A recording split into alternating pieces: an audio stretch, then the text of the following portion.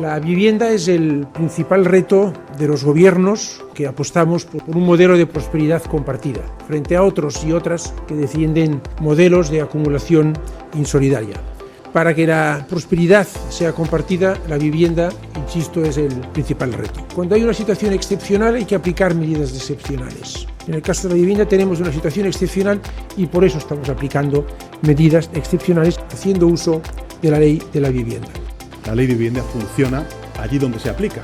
Y yo creo que Cataluña es el mejor ejemplo de lo que estamos diciendo. Los datos demuestran que se está conteniendo, aun siendo todavía precios muy altos, los precios de alquiler en el último año, en los 270 municipios declarados zonas tensionadas. Solo hace falta la voluntad para aplicar esta ley de vivienda. Polítiques que veuen la vivenda com un dret, no com un bé de mercat